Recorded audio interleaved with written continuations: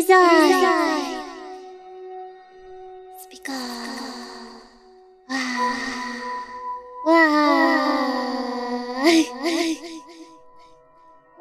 Hello.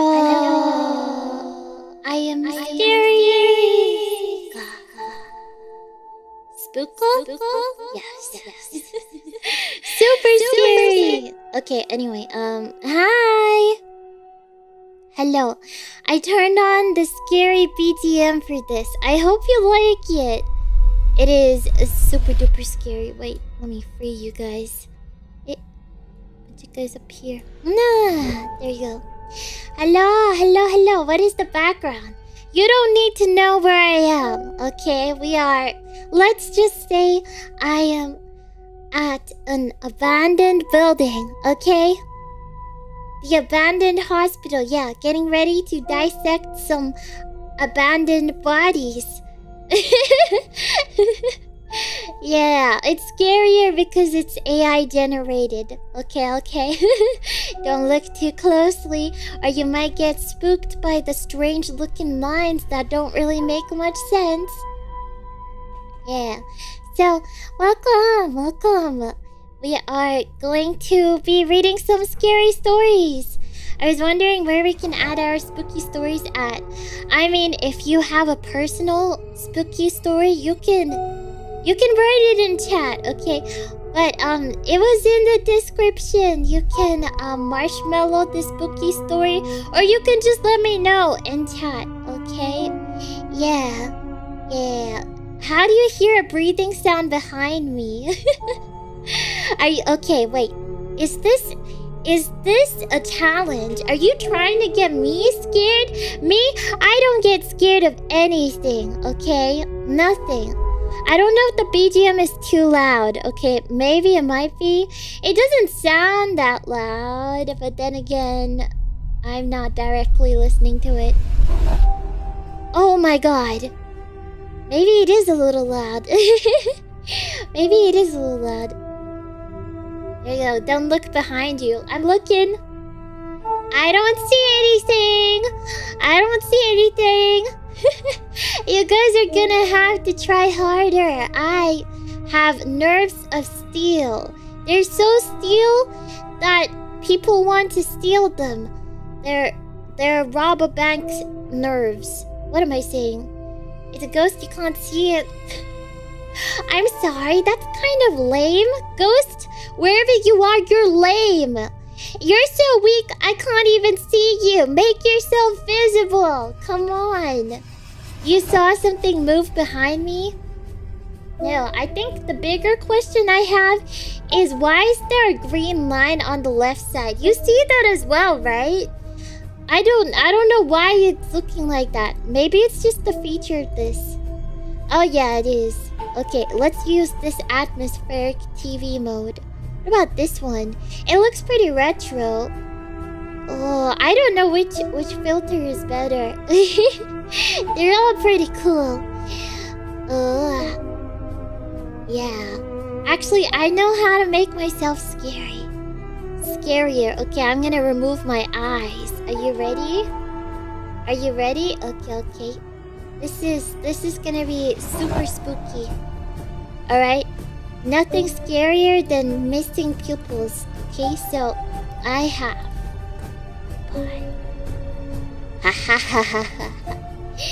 Ooh, spooky. Goodbye, eyes. Wait, I'm gonna have to change the stars. We don't have yellow stars. We're gonna need black star or green. What looks I think maybe black would look the scariest. Oh, unless it's just a red? I don't know. What looks scary? I think red is kind of terrifying, actually. Oh my god, we can have one black, one red. Yeah.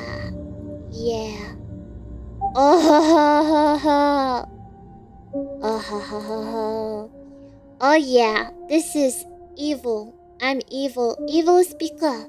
Reporting for duty. I feel like I should change my tongue. I do have somewhat of a tongue. Okay, not really. Okay, this is me for now. Don't get too scared. Oh no, oopsie. My torch is shifting. Okay, I'm gonna be a bit higher. I think the scariest thing though are these arms. Ah! The arms, they're so defined. They don't even look like me. Once upon a time, there lived a child called Emmy. She lives in the woods and her mother until one day she saw a ghost in her bedroom and zombies. She was so scared. Oh my god, scary story, scary. Okay, guys, hit me. What is the scariest story you have today, okay? The scariest of them all, alright? Alright, I'll see if any of them is scary. Last time we did a scary story reading, it was not scary. Not scary. But maybe this time we might see something. We might read something terrifying. Right? You already tried Dogscape? Dogscape wasn't really that scary. I feel like there was just some swear words. Well, there were some bad words, I remember. But I didn't really feel too unsettled. It was kind of funny, actually. One time I felt my pocket and my purse is not there.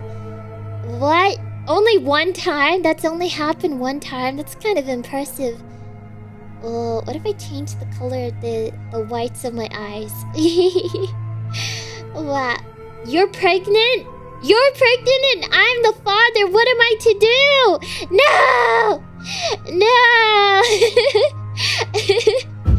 Okay. What is the scariest creepypasta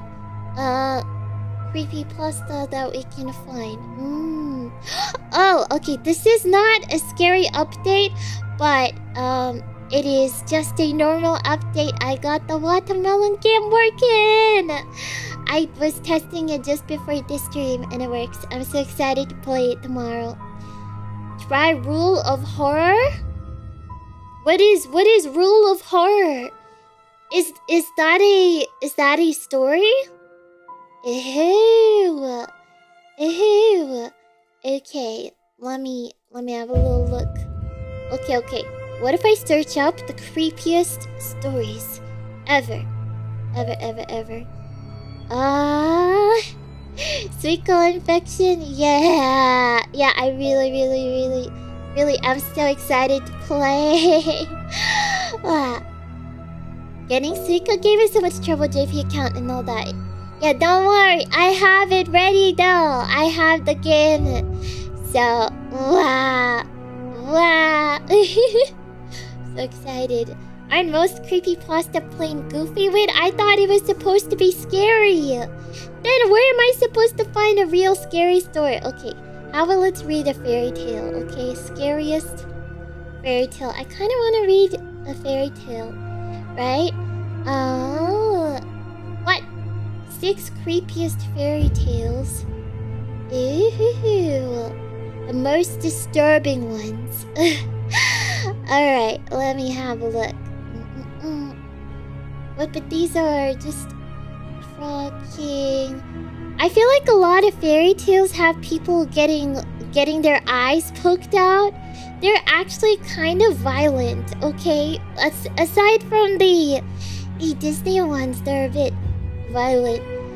Creepy! Ooh, wait, what if I read some... Oh, okay. Oh, alright. Oh my god. Okay, I'm ready. I found one, guys. I won't tell you what it is, so you can get excited. Ooh. There is... How do I read it? Do I just read it here? Oh, it's one page. Is this the original? Bluebeard is basically a horror story. I already know Bluebeard. I want to read one that's new to me. Yeah, but Bluebeard is a pretty scary one, I guess. Is this the Jacob and Will Brothers Grimm? That sounds like Brothers Grimm. Okay, so this is a grim story. Should I... Let me put some text up. Be good to have some text, right? I know. Okay, what is the scariest text I could possibly have up here? Okay, reading scary story 1. Alright, how about this? Okay, that looks very unscary. Alright, how about I do tell you the title of the story, okay?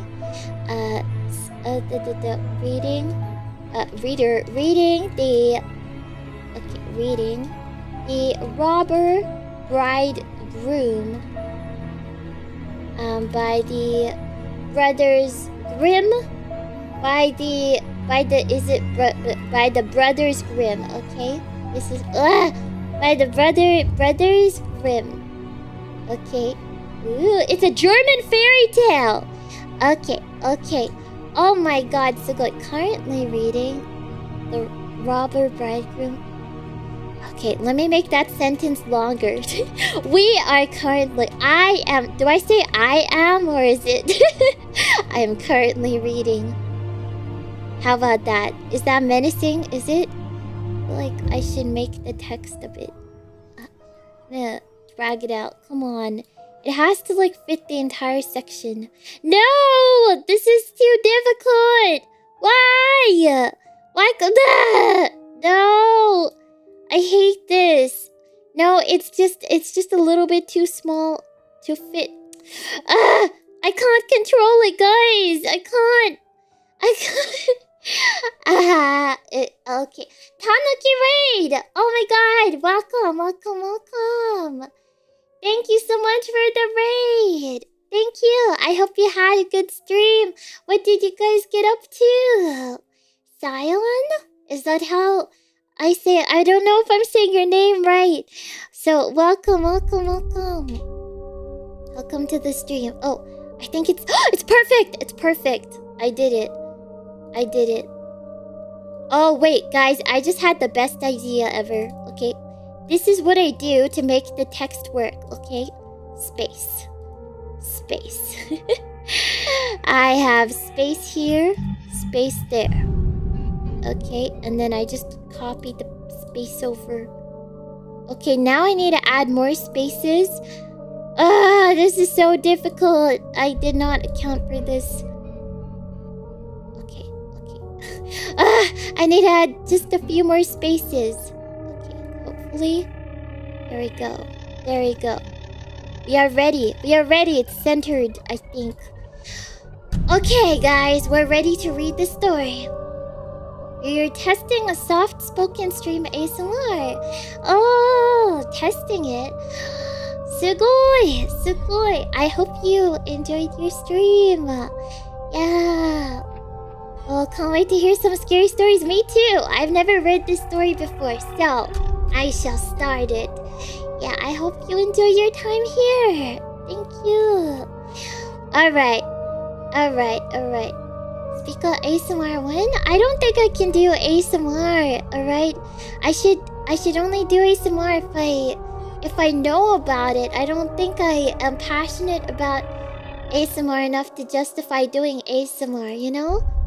Yeah, I feel like I must be a ASMR listener in order to qualify for doing ASMR.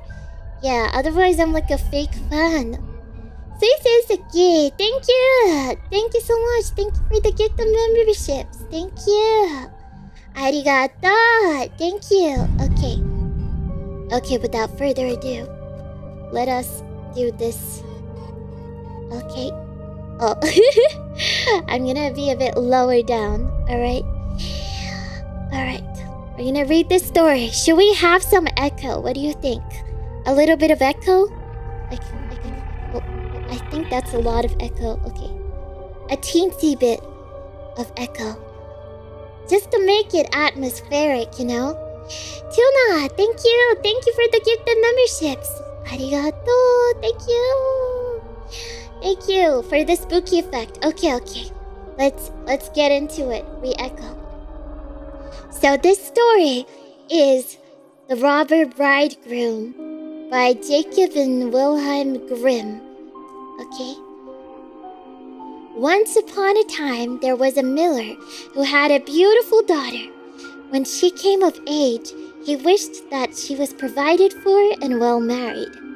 He thought, if a respectable suitor comes and asks for her hand in marriage, I will give her to him. Not long afterward, a suitor came who appeared to be very rich. And because the miller could find no fault with him, he promised his daughter to him. The girl, however, did not like him as much as a bride should like her bridegroom. She did not trust him. Whenever she saw him or thought about him, she felt within her heart a sense of horror. One time he said to her, "You are engaged to marry me, but you have never once paid me a visit." The girl replied, "I don't know where your house is." Then the bridegroom said, "My house is out in the dark woods." Looking for an excuse, she said that she would not be able to find the way there.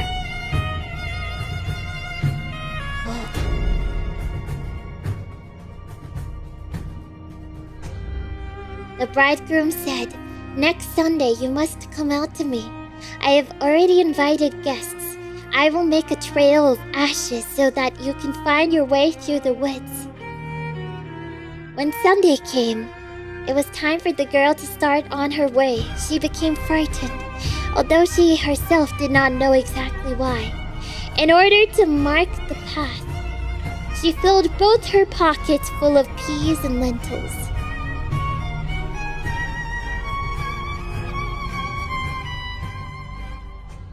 At the entrance of the forest, there was a trail of ashes, which she followed, but at every step, she threw a couple of peas to the ground, to the right and to the left.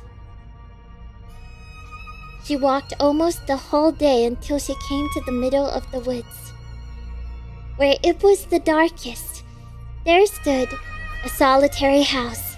She did not like it because it looked so dark and sinister. She went inside, but no one was there. It was totally quiet. Suddenly, a voice called out, "Turn back, turn back. You young bride, you're in a murderer's house." The girl looked up and saw that the voice came from a bird, which was hanging in a cage on the wall. It cried out again, turn back, you young bride. You're in a murderer's house." Then the beautiful bride went from one room to another, walking through the whole house, but it was entirely empty. Not a human soul was to be found. Finally, she came to the cellar. A very old woman was sitting there shaking her head.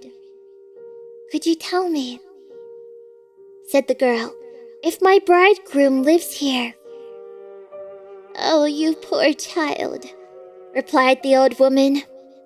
"Where did you come from? You are in a murderer's den. You think you're a bride soon to be married, but it is death that you will be marrying. Look, they made me put a large kettle of water on the fire. When they have captured you, they will chop you to pieces without mercy, cook you and eat you, for they are cannibals. If I do not show you compassion and save you, you are doomed." With this, the old woman led her behind a large barrel where she could not be seen. "Be quiet as a mouse," she said. "Do not make a sound or move, or all will be over with you. Tonight, when the robbers are asleep, we will escape. I have long waited for an opportunity." This had scarcely happened when the godless band came home. They were dragging with them another maiden. They were drunk and paid no attention to her screams and sobs. They gave her wine to drink, 3 glasses full, 1 glass of wine, 1 glass of red, and 1 glass of yellow, which caused her heart to break. Then they ripped off her fine clothes, laid her on a table, chopped her beautiful body in pieces, and sprinkled salt on it. The poor bride behind the barrel trembled and shook, for she saw, what fate the robbers had planned for her. One of them noticed a gold ring on the murdered little girl's finger. Because it did not come off easily, he took an axe and chopped the finger off, but it flew into the air and over the barrel, falling right into the bride's lap. The robber took a light and looked for it, but could not find it. Then another one said, "Did you look behind the large barrel?" But the old woman cried out, "Come and eat. You can continue looking in the morning. That finger won't run away from you." Then the robber said, "The old woman is right."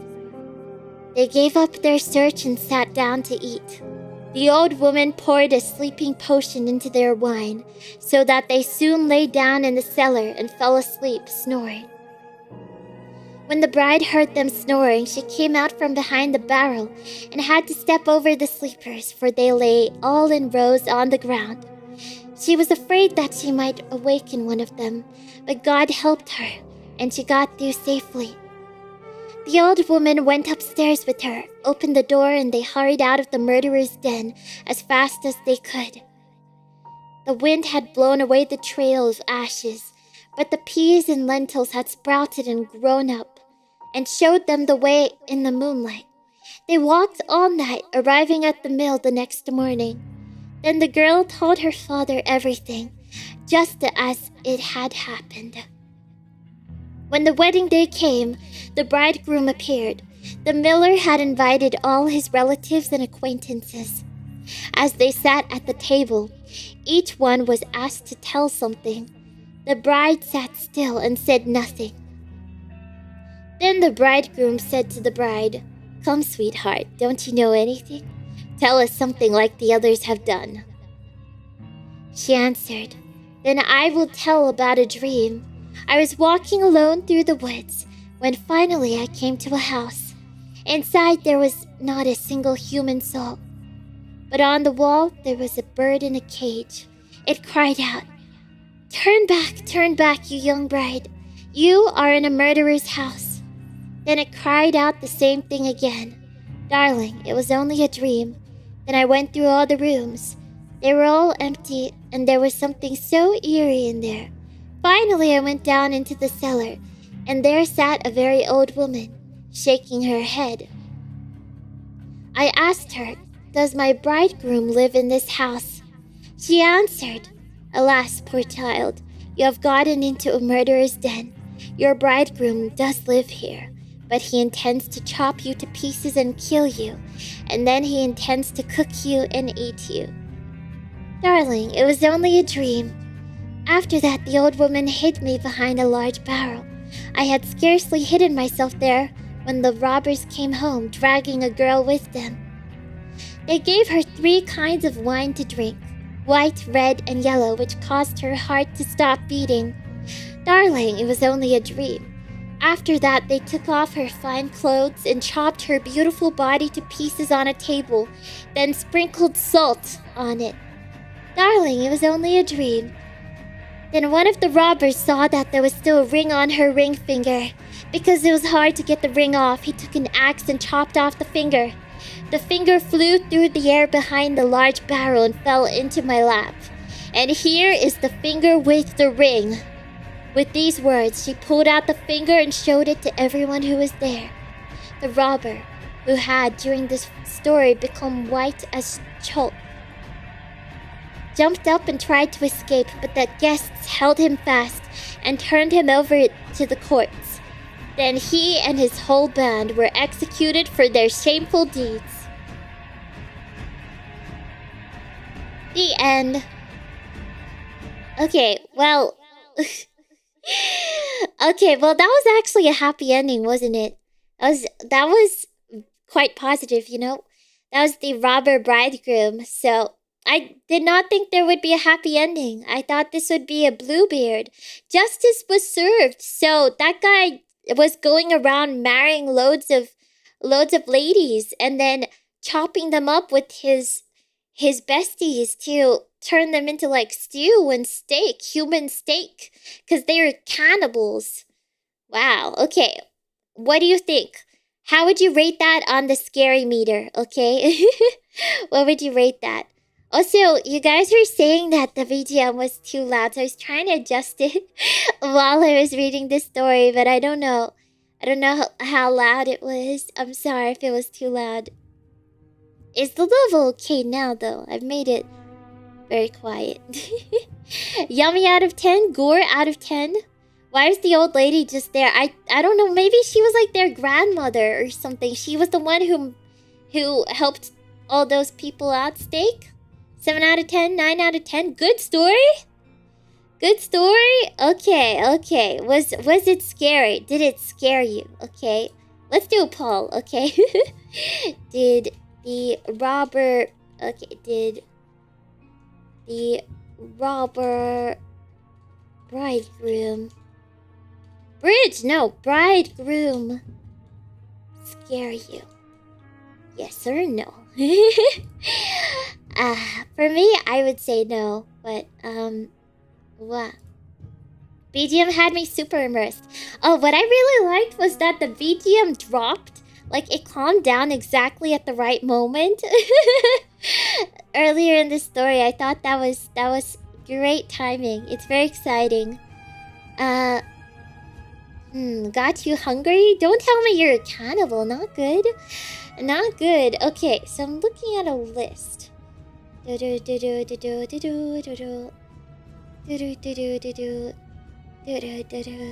let me have a quick skim through these. Let me know if you have scary story recommendation. It was kind of interesting, yeah. Yeah, if you have a scary story that scares you.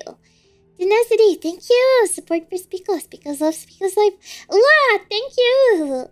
Thank you so much. Arigato. Oh, okay. So we have a story. I have a story. Ooh, so this is another Brothers Grimm story. This next one. Okay, let's give this a try. Let's see. We'll try another Brothers Grimm story. Okay, this is the Juniper Tree. Interesting. Okay, let's see. Is that centered? I'm not too sure. Hopefully it is. Okay. I'm a good teller? I'm trying. So, let's read this next one.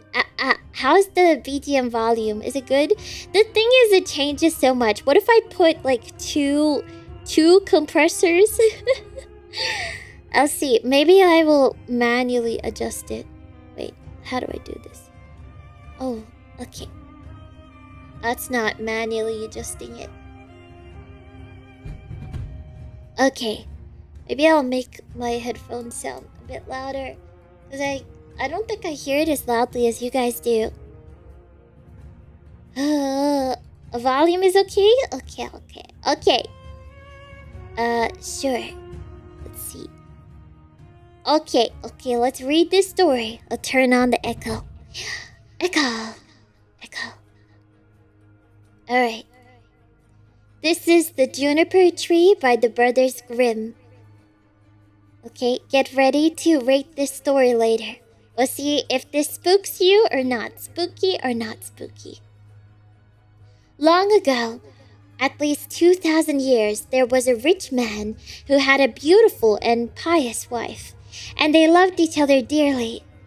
However, they had no children, though they wished very much to have some, and the woman prayed for them day and night. But they didn't get any, and they didn't get any. In front of their house, there was a courtyard where there stood a juniper tree. One day in winter, the woman was standing beneath it, peeling herself an apple. And while she was thus peeling the apple, she cut her finger, and the blood fell into the snow. "Oh," said the woman. She sighed heavily, looked at the blood before her, and was most unhappy. "If only I had a child as red as blood and as white as snow." And as she said that, she became quite contented and felt sure that it was going to happen. Then she went into the house, and a month went by, and the snow was gone, and 2 months, and everything was green, and 3 months, and all the flowers came out of the earth, and 4 months, and all the trees in the woods grew thicker, and the green branches were all entwined in one another, and the birds sang until the woods resounded, and the blossoms fell from the trees. Then the 5th month passed, and she stood beneath the juniper tree, which smelled so sweet that her heart jumped for joy, and she fell on her knees and was beside herself. And when the 6th month was over, the fruit was thick and large, and then she was quite still.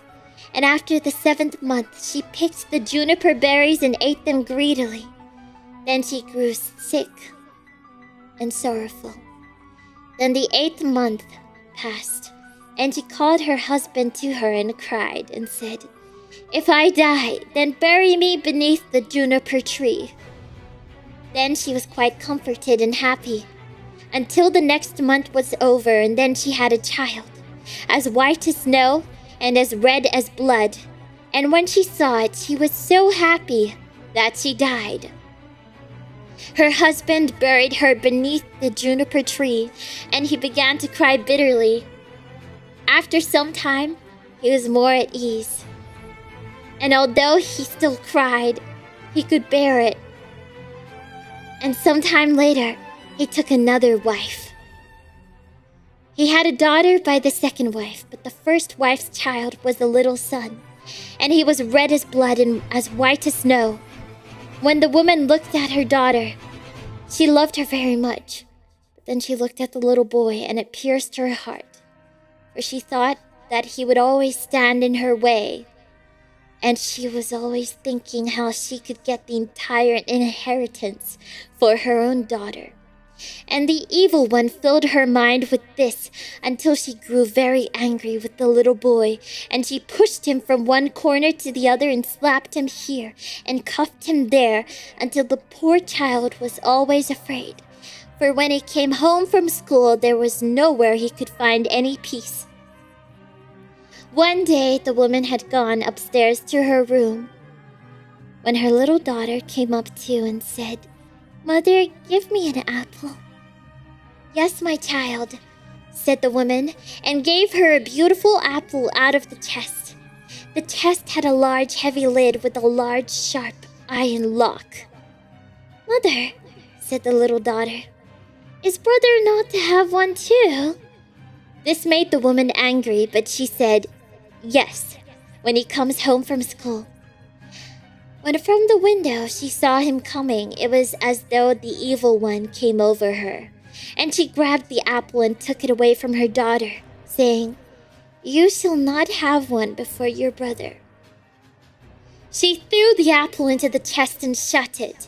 Then the little boy came in the door, and the evil one made her say to him kindly, "My son, do you want an apple?" And she looked at him fiercely. "Mother," said the little boy, "how angry you look." "Yes, give me an apple." Then it seemed to her as if she had to persuade him. "Come with me," she said, opening the lid of the chest. "Take out an apple for yourself." And while the little boy was leaning over, the evil one prompted her, and crash! She slammed down the lid, and his head flew off, falling among the red apples. Then fear overcame her, and she thought, "Maybe I can get out of this." So she went upstairs to her room to her chest of drawers and took a white scarf out of the top drawer and set the head on the neck again, tying the scarf around it so that nothing could be seen. Then she sat him on a chair in front of the door and put the apple in his hand. After this, Marlene came into the kitchen to her mother, who was standing by the fire with a pot of hot water before her, which she was stirring around and around. "Mother," said Marlene, "brother is sitting at the door, and he looks totally white and has an apple in his hand. I asked him to give me the apple, but He didn't answer me, and I was very frightened." "Go back to him," said her mother. "And if he will not answer you, then box his ears." So Marlene went to him and said, "Brother, give me the apple." But he was silent. So she gave him one on the ear, and his head fell off. Marlene was terrified and began crying and screaming, and ran to her mother and said, "Oh, mother, I have knocked my brother's head off." And she cried and could not be comforted.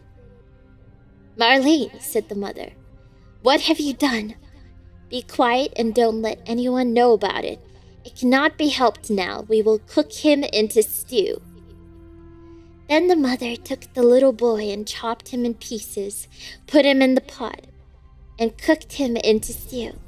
But Marlene stood by, crying, and all her tears fell into the pot, and they did not need any salt. Then the father came home and sat down at the table and said, "Where is my son?" And the mother served up a large dish of stew, and Marlene cried and could not stop. Then the father said again, "Where is my son?" "Oh," said the mother, "he has gone across the country to his mother's great uncle. He will stay there a while." "What is he doing there? He didn't even say goodbye to me." "Oh, he wanted to go, and asked me if he could stay 6 weeks. He will be well taken care of there." "Oh," said the man, "I am unhappy. It isn't right. He should have said goodbye to me." With that, he began to eat, saying, "Marlene, why are you crying? Your brother will certainly come back." Then he said, "Wife, this food is delicious. Give me some more." And the more he ate, the more he wanted, and he said, "Give me some more. You too shall have none of it. It seems to me as if it were all mine."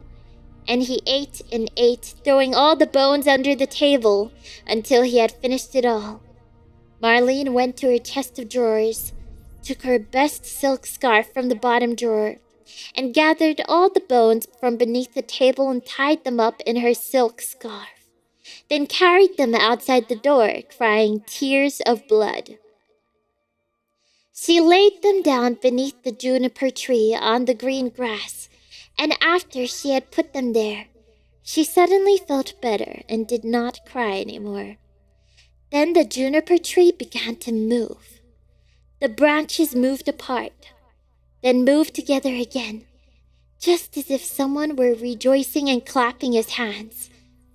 At the same time, a mist seemed to rise from the tree, and in the center of this mist, it burned like a fire, and a beautiful bird flew out of the fire, singing magnificently, and it flew high into the air. And when it was gone, the juniper tree was just as it had been before, and the cloth with the bones was no longer there. Marlene, however, was as happy and contented as if her brother was still alive. And she went merrily into the house, sat down at the table, and ate. Then the bird flew away and lit on a goldsmith's house, and began to sing. "My mother, she killed me. My father, he ate me. My sister, Marlene, gathered all my bones, tied them in a silken scarf, laid them beneath the juniper tree. Tweet, tweet, what a beautiful bird am I." The goldsmith was sitting in his workshop making a golden chain. When he heard the bird sitting on his roof and singing, the song seemed very beautiful to him. He stood up, but as he crossed the threshold, he lost one of his slippers. However, he went right up at the middle of the street, with only one slipper and one sock on. He had his leather apron on, and in one hand he had a golden chain, and in the other his tongs. The sun was shining brightly on the street. He walked onward, then stood still and said to the bird, "Bird," he said, How beautifully you can sing. Sing that piece again for me. No, said the bird. I do not sing twice for nothing. Give me the golden chain, and then I will sing it again for you. The goldsmith said, Here's the golden chain for you. Now sing that song again for me. Then the bird came and took the golden chain in his right claw, and went and sat in front of the goldsmith, and sang, My mother, she killed me. My father, he ate me. My sister Marlene gathered all my bones, tied them in a silken scarf, laid them beneath the juniper tree. Tweet, tweet, what a beautiful bird am I. Then the bird flew away to a shoemaker and lit on his roof and sang. My mother, she killed me. My father, he ate me. My sister Marlene gathered all my bones, tied them in a silken scarf, laid them beneath the juniper tree. Tweet, tweet, what a beautiful bird am I. Hearing this, the shoemaker ran out of the doors in his shirt sleeves and looked up at his roof, and had to hold his hand in front of his eyes to keep the sun from blinding him. Bird, said he, how beautifully you can sing. And he called in at his door.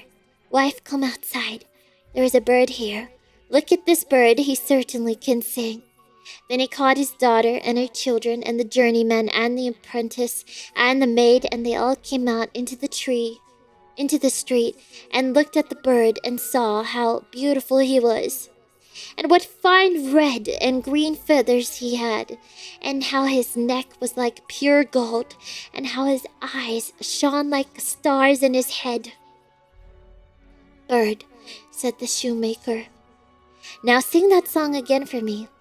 No, said the bird, I do not sing twice for nothing. You must give me something. Wife, said the man, go into the shop. There is a pair of red shoes on the top shelf. Bring them down. Then the wife went and brought the shoes. There, bird, said the man. Now sing that piece again for me. Then the bird came and took the shoes in his left claw and flew back to the roof and sang, My mother, she killed me. My father, he ate me. My sister Marlene gathered all my bones, tied them in a silken scarf, laid them beneath the juniper tree. Tweet, tweet, what a beautiful bird am I. When he had finished his song, he flew away. In his right claw he had the chain, and in his left one the shoes. He flew far away to a mill, and the mill went clickety-clack, clickety-clack, clickety-clack. In the mill sat 20 millers' apprentices cutting a stone, and chiseling chip-chop, chip-chop, chip-chop. And the mill went clickety-clack, clickety-clack, clickety-clack. Then the bird went and sat on a linden tree which stood in front of the mill, and sang, My mother, she killed me. Then one of them stopped working. My father, he ate me. Then 2 more stopped working and listened. My sister Marlene. Then 4 more stopped, gathered all my bones, tied them in a silken scarf. Now only 8 only were chiseling, laid them beneath. Now only 5, the juniper tree. Now only 1. Tweet, tweet, what a beautiful bird am I. Then the last one stopped also and heard the last words. Bird, said he, how beautifully you sing. Let me hear that too. Sing it once more for me. No, said the bird, I do not sing twice for nothing. Give me the millstone, and then I will sing it again. Yes, he said. If it belonged only to me, you should have it. Yes, said the others. If he sings again, he can have it. Then the bird came down, and the 20 millers took a beam and lifted the stone up. Heave ho, heave ho, heave ho. Then the bird stuck his neck through the hole and put the stone on as if it were a collar. Then flew to the tree again and sang, My mother, she killed me. My father, he ate me. My sister Marlene gathered all my bones, tied them in a silken scarf, laid them beneath the juniper tree. Tweet, tweet, what a beautiful bird am I. When he was finished singing, he spread his wings, and in his right claw he had the chain, in his left one the shoes, and around his neck the millstone. He flew far away to his father's house. In the room, the father, the mother, and Marlene were sitting at the table. The father said, "I feel so contented. I am so happy." "Not I," said the mother. "I feel uneasy, just as if a bad storm were coming." But Marlene just sat and cried and cried. Then the bird flew up, and as it seated itself on the roof, the father said, "Oh, I feel so truly happy, and the sun is shining so beautifully outside. I feel as if I were about to see some old acquaintance again."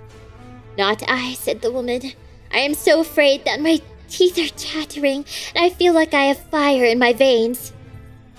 And she tore open her bodice even more. Marlene sat in a corner crying. She held a handkerchief before her eyes and cried until it was wet clear through. Then the bird seated itself on the juniper tree and sang, "My mother, she killed me." The mother stopped her ears and shut her eyes, not wanting to see or hear, but there was a roaring in her ears like the fiercest storm, and her eyes burned and flashed like lightning. "My father, he ate me." "Oh, mother," said the man, "that is a beautiful bird. He is singing so splendidly, and the sun is shining so warmly, and it smells like pure cinnamon." "My sister Marlene." Then Marlene laid her head on her knees and cried. But the man said, "I am going out. I must see the bird up close." "Oh, don't go," said the woman. "I feel as if the whole house were shaking and on fire." But the man went out and looked at the bird. "Gathered all my bones, tied them in a silken scarf, laid them beneath the juniper tree. Tweet, tweet, what a beautiful bird am I." With this, the bird dropped the golden chain, and it felt right around the man's neck, so exactly around it that it fit beautifully. Then the man went in and said, "Just look what a beautiful bird that is, and what a beautiful golden chain he has given me. How nice it looks." But the woman was terrified. She fell down on the floor in the room, and her cap fell off her head. Then the bird sang once more, "My mother killed me. I wish I were 1,000 fathoms beneath the earth so I would not have to hear that. My father, he ate me." Then the woman fell down as if she were dead. "My sister Marlene." "Oh," said Marlene, "I too will go out and see if the bird will give me something." Then she went out, gathered all my bones, tied them in a silken scarf. He threw the shoes down to her, laid them beneath the juniper tree. Tweet, tweet, what a beautiful bird am I. Then she was contented and happy. She put on the new red shoes and danced and leaped into the house. "Oh," she said, "I was so sad when I went out, and now I am so contented. That is a splendid bird. He has given me a pair of red shoes." "No," said the woman, jumping to her feet and with her hair standing up like flames of fire. "I feel as if the world were coming to an end. I too will go out and see if it makes me feel better." And then she went out the door. Crash! The bird threw the millstone on her head, and it crushed her to death. The father and Marlene heard it and went out. Smoke, flames, and fire were rising from the place, and when that was over, the little brother was standing there, and he took his father and Marlene by the hand, and all three were very happy. And they went into the house, sat down at the table, and ate. I hope you enjoyed! That was scary story too. The Juniper Tree. Hi! Elia! Thank you so much for the raid. Welcome. We just finished reading the Juniper Tree. Welcome, raiders. We are reading scary stories. Yeah. Scary stories. Yeah, ghost stories. So, if you want to listen to stories, actually, if you guys have any recommendations for A really scary story? Let me know. That was crazy. I feel like some parts of it was kind of comedic. It was quite a long story. Yeah, you guys, let me know if you know any really scary stories that you think would be worth reading. Okay, so for the Robber Bridegroom, we have 59% no, not scary. Not scary. Let me set up a poll for this story, okay? Was the Juniper Tree scary? Okay, yes or no? Let me know if it was scary or not. I thought it was quite interesting. I think when how the evil stepmother killed the son was a bit spooky, I guess. I mean, she shot him into the box and then beheaded him. And then she attempted to put the head onto the body and then just tie a scarf around it.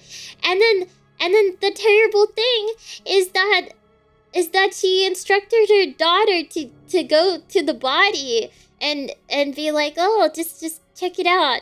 And then the head fell off in front of the child. It was too repetitive to be scary. I agree. It was a bit too repetitive. I think the start was really promising, but then the bird just kept singing, and it's like, come on, you gotta have a swift death, okay? The bird was annoying. I agree with that. It was disturbing. Yeah. Made it scary? Yeah. Bridegroom was better. Okay, let's see if we can should we read any more scary one? Okay, yeah. Please let me know if you have any suggestions. Okay, I am looking through what we can read next. Yeah. They should have had a more detailed recipe. What do you mean a recipe? Okay, wait, I did get some suggestions. Let's see. Let me search this up if I can find this and how long it is. Okay, I don't know how to find this. Yellow ribbon? The yellow ribbon? So let's see. Ted the Caver. Yeah, I just saw that suggestion. It's quite long. How long is it? Okay, let me have a look. Ted the Caver. Let's see. If it's like a whole novel, maybe not, but if it's like, I don't know, where can I read it? It's a creepypasta. Ew. Can I just read it on creepypasta.com? Holy guacamole. This is really long. I see it as a creepypasta. It is so long. Oh my gosh. Wow. It might take a whole stream. Yeah. Yeah, it does seem very long. Oh, it's a whole cave one. Oh my god, there's like an actual person. Wait, real photos? I'm skimming through it. Oh my god. Let's see. Should I read this? I don't know if I should. Okay, we have 55% no for Juniper Tree. It seems from the polls so far, it might be a little bit scarier than the other story. All creepypastas are real. What? I thought they were just made up. Aren't they? It is real? It is real? Okay, Ted might need to be its own thing. Search rules creepypasta. What do you mean rules creepypasta? Like there are rules for it? I'm so confused. Yeah, I'll search it up. Let's have a look. What is this? Huh? What does rules mean?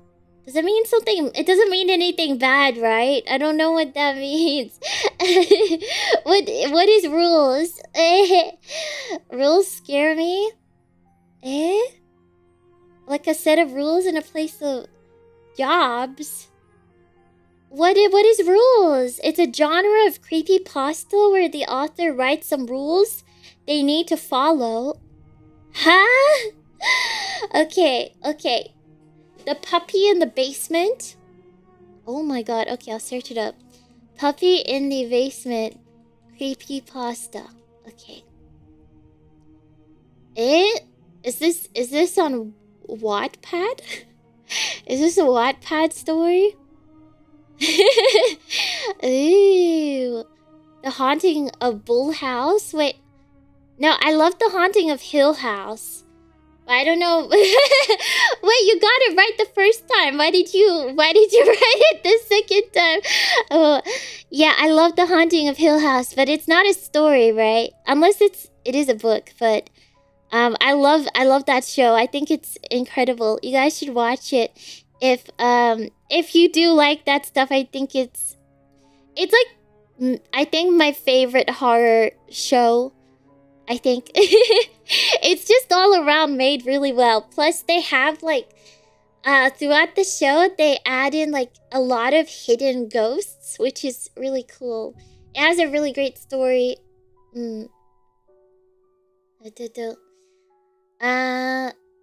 Reading a lot of rules. I don't know what this rules thing means. I'm still confused. Like they tell you rules. Okay, I have to.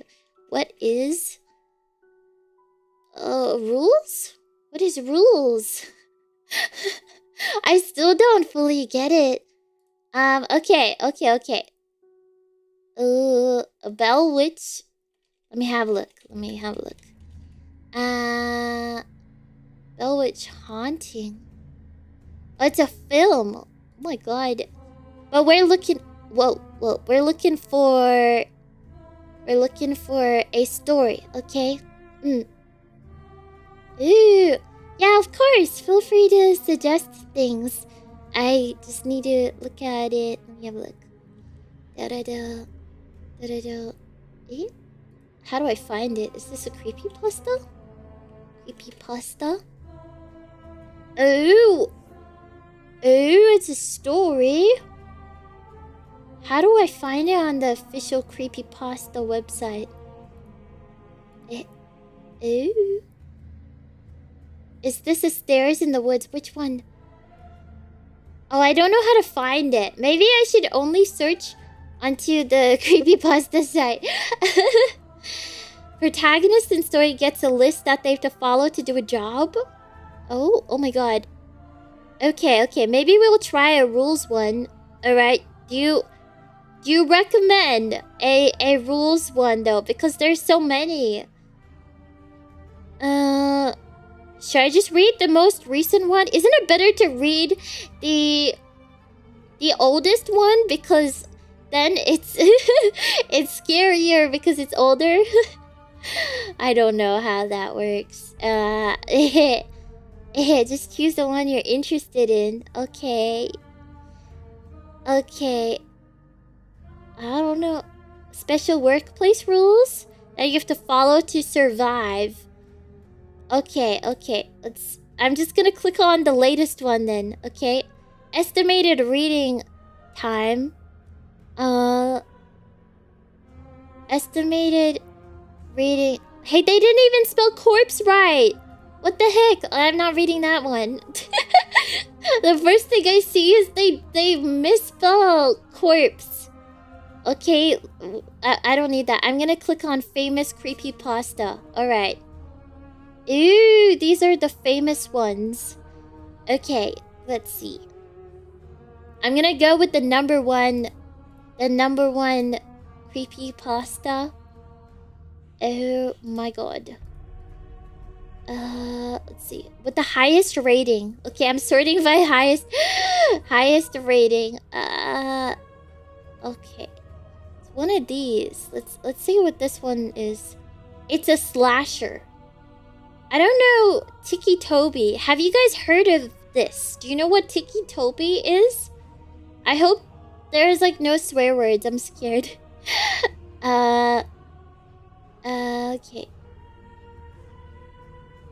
Okay, let's read this. Okay, we're gonna read a creepypasta.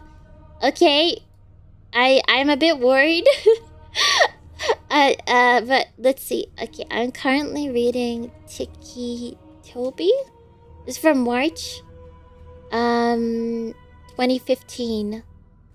Okay, let me just center this real quick. Okay.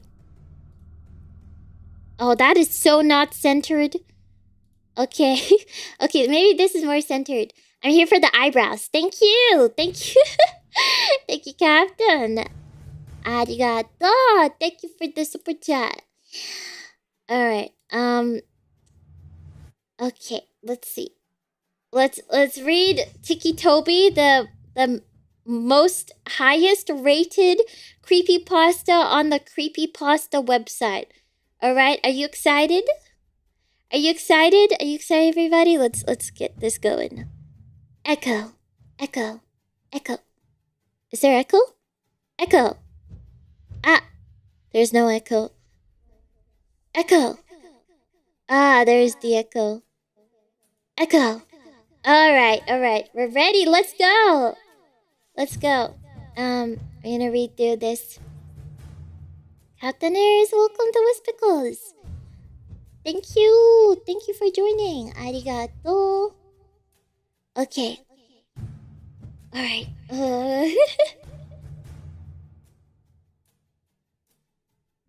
The story is Ticci Toby. Written by a castaway. The long road home seemed to go on and on. The road continued to stretch in front of the vehicle endlessly. The light that shone through the branches of the tall green trees danced across the window in random patterns, and every once in a while, obnoxiously shining in your eyes. The surroundings were full of deep green trees, forming a forest around the road. The only sound was the sound of the car's engine as it traveled down the path. It was peaceful and left a serene feeling. Although the ride seemed like a nice one, it lacked every form of nice from its two passengers. The middle-aged woman behind the steering wheel had neat, short brown hair that fit her complexion quite well. She wore a green V-neck t-shirt and a pair of blue jeans. Diamond stud earrings decorated each of her ears, which partially showed from behind her haircut. She had deep green eyes, which her shirt brought out, and the lighting seemed to make them more noticeable. There wasn't anything significant about her appearance. She looked like any other average mother you would see on TV shows and the like. However, the one thing that made her different than the average mothers was the dark bags she had under her eyes. Her facial expression was gloomy and sad, although she genuinely looked like someone who smiled a lot. She would sniffle every once in a while, and occasionally glance in the rear-view mirror to look at her son in the back seat, who was hunched over partially, with his arms held tight around his chest and his head pressed against the cold window. The boy lacked any normal appearance, and anyone could plainly see there was something wrong with him. His messy brown hair went every which way, and the luminescent lighting brought out his pale, almost gray skin. His eyes were dark, unlike his mother's, and he wore a white t-shirt and scrub pants that had been provided for him by the hospital. The clothes he had worn before were so shredded and blood-stained that they weren't wearable anymore. The right side of his face bared a few cuts along with a split eyebrow. His right arm was bandaged all the way to the shoulder, which had been shredded when his right side hit the shattered glass. His injuries appeared to be painful, when in reality he couldn't feel anything. This was just one of the glories of being him, one of the challenges he had to face while growing up, with a rare disease that caused him to be completely numb towards pain. Never before had he felt himself get hurt. He could have lost an arm and felt nothing. the other major disorder he had faced, which was the one that deemed him many insulting nicknames in the short time he attended grade school before he switched to homeschooling, was his Tourette's syndrome, which caused him to tick and twitch in ways he couldn't control. He would crack his neck uncontrollably and twitch every once in a while. The kids would tease him and call him Ticci Toby, and they mocked him with exaggerated twitching and laughing. It got so bad he had to turn to homeschooling. It was too hard for him to be in a common learning environment with seemingly every kid poking, or more like stabbing fun at him. Toby stared blankly out the window, his face empty of any emotion, and every few minutes his shoulder, arm, or foot would twitch. Every bump that the car tires hit would make his stomach turn. Toby Rogers was the boy's name, and the last time Toby remembered riding in a car was when it crashed. That's all he thought about, unconsciously replaying everything he remembered before he blacked out, over and over again. Toby had been the lucky one. His sister had not been so lucky. When the thought of his sister came, he couldn't help the tears that welled up in his eyes. The horrible memories replayed in his mind. Her screaming that had cut off when the front of the car was smashed in. It all went blank for a moment before Toby opened his eyes to see his sister's body. Her forehead pierced with glass shards, her hips and legs crushed under the force of the steering wheel, and her torso pushed in front. A too-late inflated airbag. That was the last thing he had seen of his dear older sister. The road home continued on for what seemed like forever. It took so long to get home because his mom wanted to avoid the sight of the crash. When the surroundings gave way to a familiar neighborhood, they were both more than ready to get out of the car and step back into their own home. It was an older neighborhood with quaint little houses, all next to each other. The car drove in front of a blue house with white window panes. They both quickly noticed the old vehicle that was parked in front of the house and the familiar figure that stood in the driveway. Toby felt automatic anger and frustration take over him at the sight of his father. His father, who wasn't there. His mother pulled the car up in the driveway beside him before turning off the engine and preparing to step out and face her husband. "Why is he here?" Toby said quietly as he looked back at his mother, who reached to open the car door. "He's your father, Toby. He's here because he wants to see you." His mother responded in a monotone voice, trying to sound less shaky, yet couldn't drive up to the hospital to see Lyra before she died. Toby narrowed his eyes out the window. "He was drunk that night, honey. He couldn't drive." "Yeah, when is he not?" Toby pushed the door open before his mother and stumbled out onto the driveway, where he met his father's gaze before looking down at his feet with a stern expression. His mother stepped out behind him and met her husband's eyes before walking around the car. His father opened up his arms, expecting a hug from his wife, but she walked past him and put her arm around Toby's shoulder and started leading him inside. "Connie," her husband began in a raspy voice. "What, no welcome home hug, huh?" She ignored her husband's obnoxious words and walked past him with her son under her arm. "Hey, he's 16. He can walk by himself." His father began to follow them in. "He's 17. Connie glared back at him before opening the door to the house and stepping inside. "Toby, why don't we get you in your room to rest, okay? I'll come get you when dinner is ready." "No, I'm 16. I can walk by myself," Toby said sarcastically and glared back at his father before stumbling up the small staircase and turning back into his room, where he slammed the door violently. His little room didn't have much in it, just a small bed, a dresser, a window, and his walls, which had a few picture frames of his family, back when they were family. Before his father became an alcoholic and acted violently toward the rest of his family, Toby remembered when he was arguing with his mom, and he grabbed her by the hair and shoved her to the floor, and when Lyra had tried to break it up, he pushed her and she hit her back on the corner of the kitchen counter. Toby could never forgive him for what he did to his mother and sister. Never. Toby didn't care how much his father beat him down. He couldn't feel it anyway. What he did care about was how he intentionally hurt the only two people he cared about. And when he was waiting in the hospital where his sister took her last breaths, the only one who didn't rush there was his dad. Toby stood by the window and looked out at the street. He could have sworn he saw something out of the corner of his eye, but quickly blamed it on the medicine he was on. When dinner time had come and his mother called out to him, Toby came down the stairs and hesitantly sat down at the table across from his father, and in between his mother and an empty chair. It was quiet as his parents picked at their food, but Toby refused to eat. Instead, he just watched his dad with a blank stare. His mother caught on to his staring and elbowed him slightly. Toby looked over at his slightly and then down at his uneaten food, which he still didn't touch. Toby laid in B.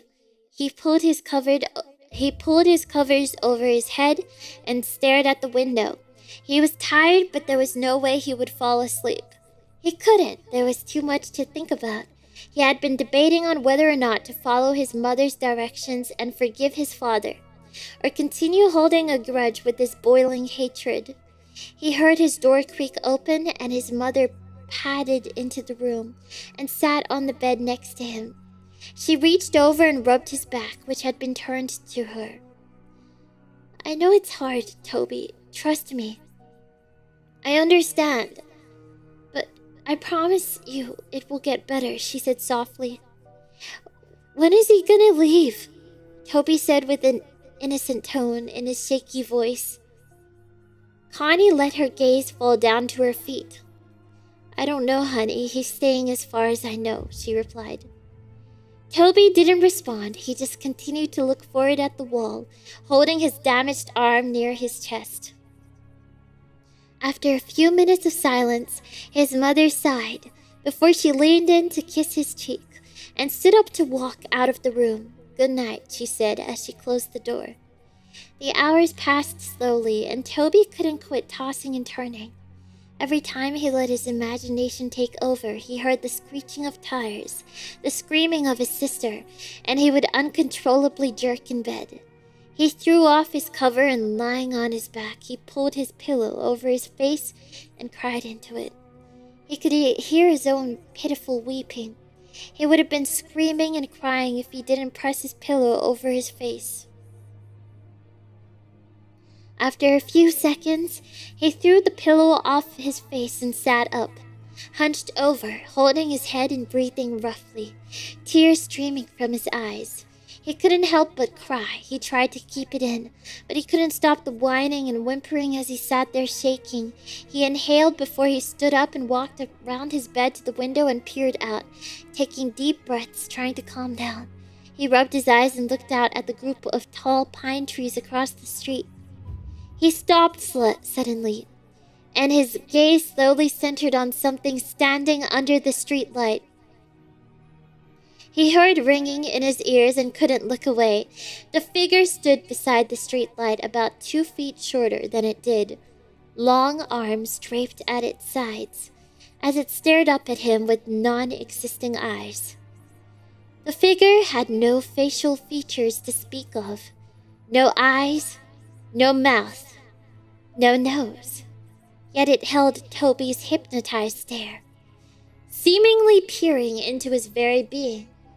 The ringing in his ears grew louder and louder each second he stared before. Suddenly, it went all black.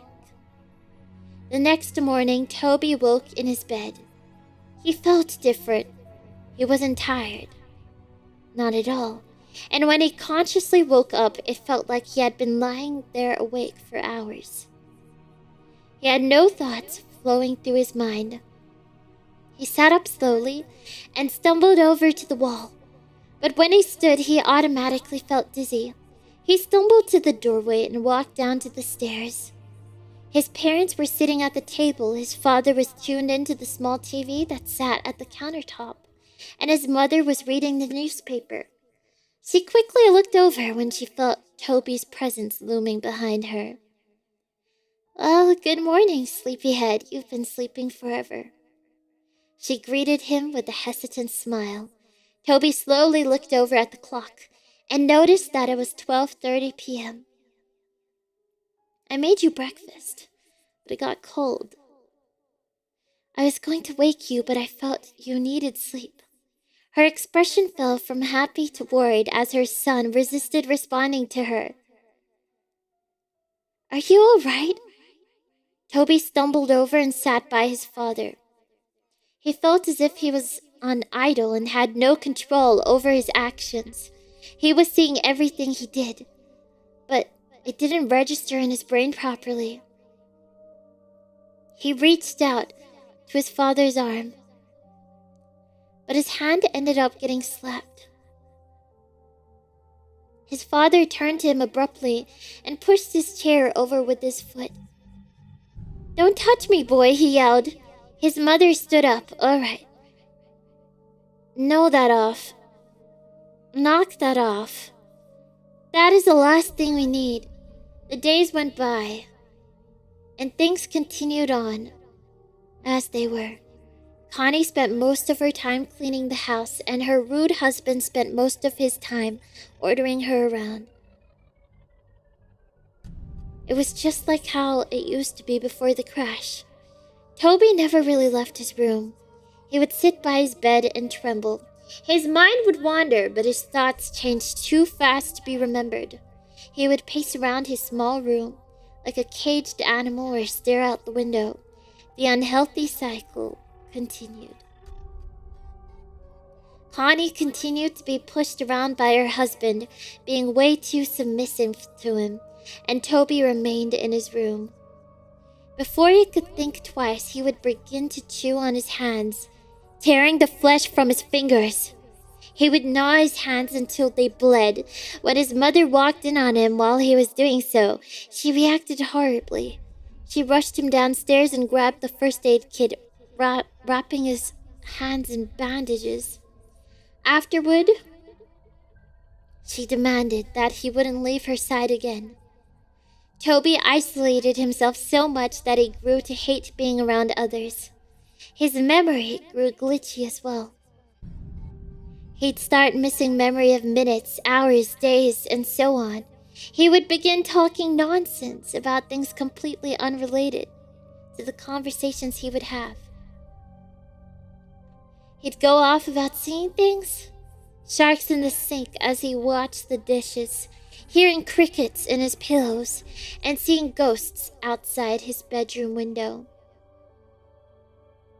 His mother grew so anxious about his mental health that she decided it would be good for him to talk to a professional about what he was feeling. Connie walked Toby into the building, holding his hand and guiding him in. She walked him up to the front desk and began talking to the lady who sat behind it. "Mrs. Rogers?" the lady asked. "Yes, that's me," Connie nodded. "We're here to see Dr. Oliver, and I'm here with Toby Rogers." "Yes, right this way." The lady stood and led them down a long hallway.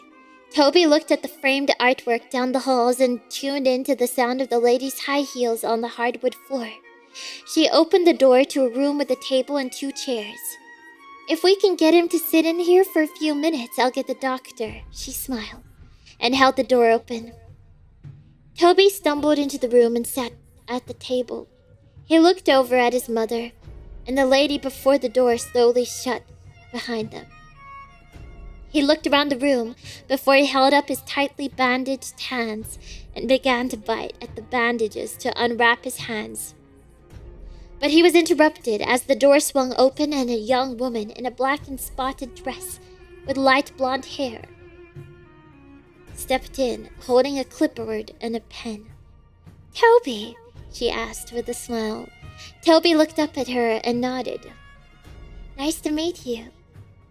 Toby, my name is Dr. Oliver.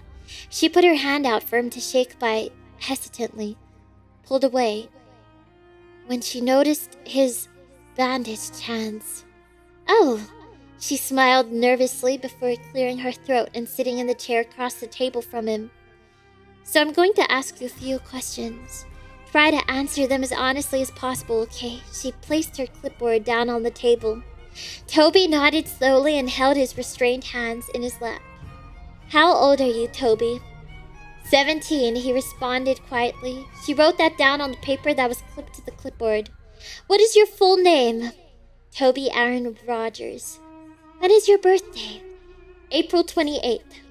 Who is your immediate family? Toby paused for a minute before answering her question. My mom, my dad, and... He stopped. My sister. I heard about your sister, dear. I'm really sorry. Her expression faded into a sad, pity-filled look. Toby nodded. Do you remember anything from the crash, Toby? Toby looked away from her. His mind went blank for a moment. He looked down at his lap, and in the surrounding area, he heard a faint, ringing sound. His eyes widened, and he froze in place. Toby? The counselor asked. Toby, are you listening?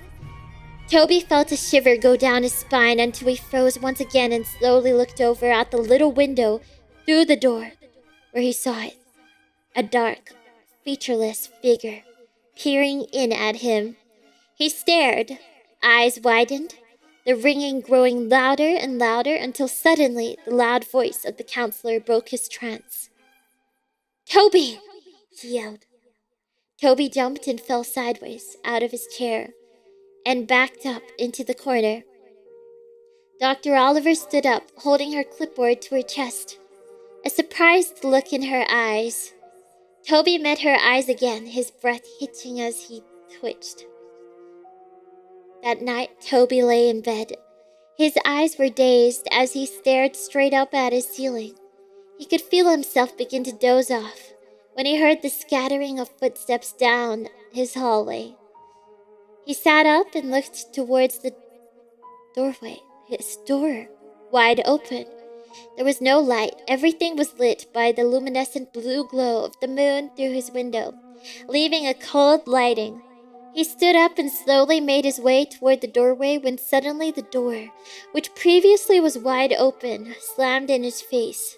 He gasped and fell back. He was out of breath when he hit the ground, and he began breathing heavily, his eyes wide open. He waited for a few seconds before getting back on his feet. He reached out and grasped the cold door handle with his bandaged hand, and it creaked open. He looked out into the dark hallway and tiptoed out of his room.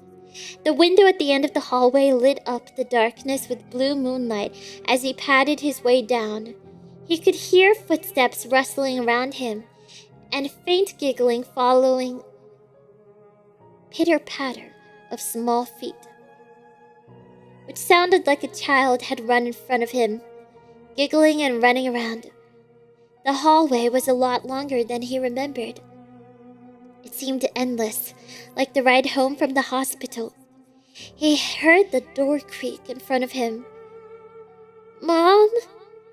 He called in a shaky voice. Suddenly a door slammed behind him, and he jumped and turned around. Behind him, he heard a long, eerie groan that sounded like a croak right in his ear. He turned around as fast as he could and was suddenly face to face with none other than his dead sister. Her eyes were clouded white, her skin pale, the right side of her jaw dangling there by tissue and muscle, glass protruding from her forehead, black blood leaking down her face. Her blonde hair pulled up in a ponytail, as it always was, and she was wearing her gray t-shirt and athlete shorts, which were dirty and spotted with blood. Her legs were bent in ways they shouldn't be. She stood, emitting a long croaking noise, only an inch away from Toby's face. Toby yelped and fell back.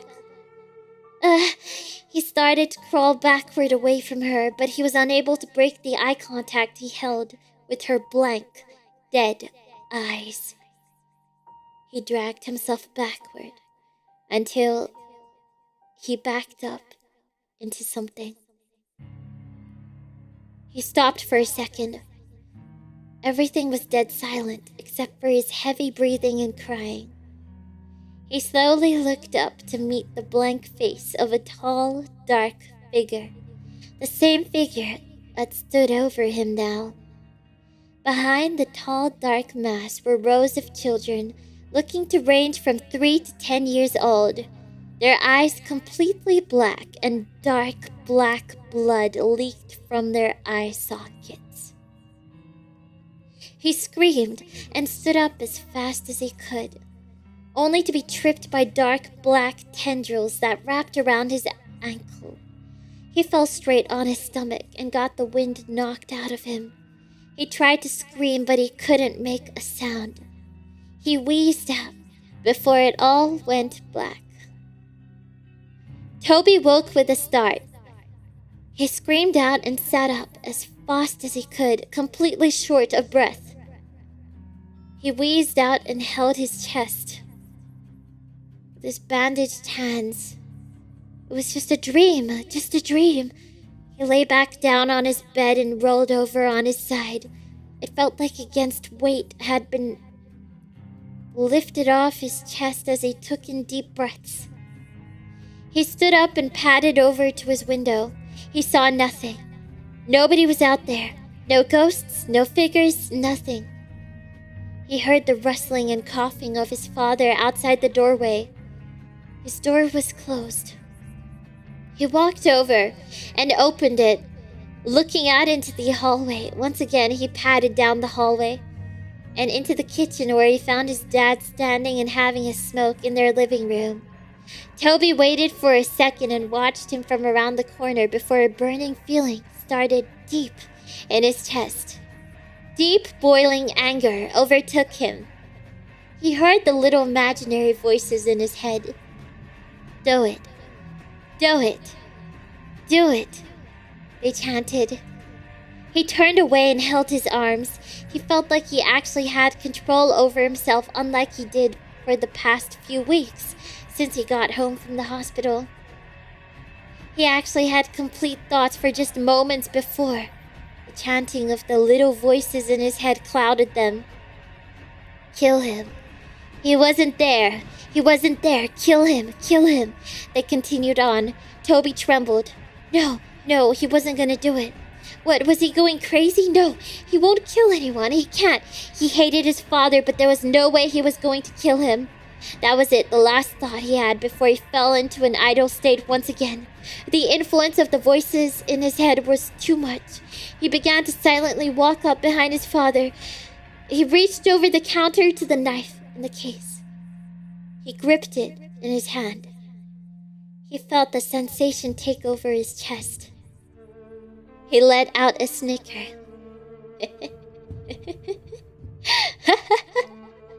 He began laughing so hard he had to gasp for breath. His father turned around abruptly before he felt a brute force shove him to the floor.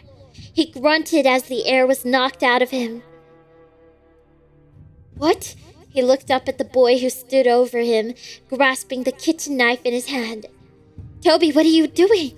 He went to sit up and he put his arms out in front of him in self-defense, but before he knew it, Toby was on top of him. He went to grab his neck, but his father reached out and blocked his hand by grabbing onto his wrist. Stop! Get off of me! He yelled, and with his other hand, he threw an off-center punch towards Toby's shoulder, but he didn't stop. The look in Toby's eyes was not sane. It looked as if a demon had taken control of him. He yelled back and went to stab the knife into his father's chest, but his father blocked him and grabbed onto his wrist once again.